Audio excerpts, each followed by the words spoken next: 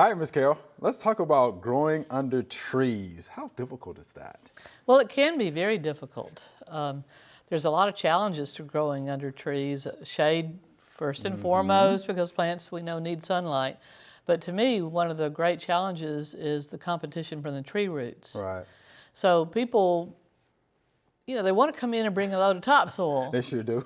And that's not good for trees. Right. Tree roots do need oxygen, so you need to be thinking about, yes, I do agree we need some sort of substrate there for those plants to get purchased, but I bring in something very light and fluffy. Okay. In this area, it might be gin trash. You might find some composted sawdust if you have mills near you. Any kind of light, fluffy, composted type soil is great to bring in and help get those plants established. And I'll just mound it up a bit. Okay. And put the plants in there.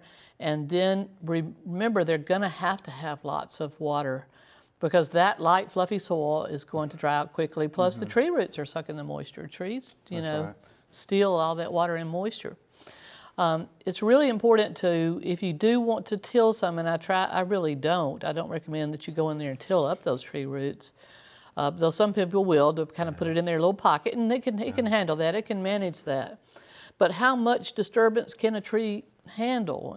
To me, a general rule of thumb, or even if I'm going to cover up tree roots for some reason, is if I can keep it less than 30% of that tree root area, then that tree's going to be able to handle it. Okay, less than 30. Okay. 30%, somewhere right in there. Once we start getting up to half, we're really challenging that tree because people forget about that. Trees have to have that air exchange. Right.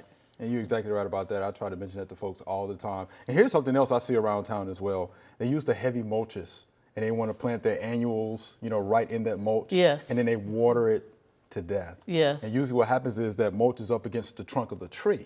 So of course you're doing all that watering. It starts, it starts to decay, of course. Yes. Around that tree. Yeah, you need a balance between moisture retention and good drainage and air exchange. So finding that right material is crucial. And then, of course, picking the right plants. Some people want to put a vigorous ground cover under trees, and I say, no, you don't. A vigorous ground cover is going to take over the world, and unless you just never want to garden there again. Because they don't know when to stop. Sure. A vigorous ground cover is not going to stop right at the edge of the tree and go, okay, I've done my work here. Right. It's going to some things will climb the tree like English ivy, and some things will continue out into your turf areas, or swamp any of your ferns, hostas, or hydrangeas.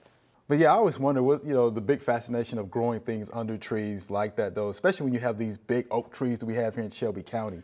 Well, because it's a beautiful place to garden. I love to quote, a lot of people remember probably Plato Tuleatus, that the lowest maintenance garden in the South is a woodland garden. Because he said, because the South wants to be woods. Right. That doesn't mean there aren't challenges. Certainly there will be some weed control and that kind of thing, but it's certainly easier to edit that garden in the shade than it would be out in the hot sun, and you're going to have less disease pressure.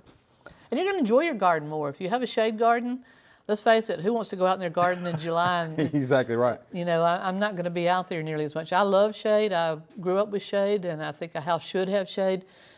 For sometimes it's very important to think about actually for conservation purposes because we're minimizing the best way that you can lower your electric bills is to get shade on the house. That's the #1 way. Wow. So I know here in Memphis we're nervous about trees over the house because we've had what was the most recent storm and then Hurricane Elvis a few years ago. But there are certainly things that you can do.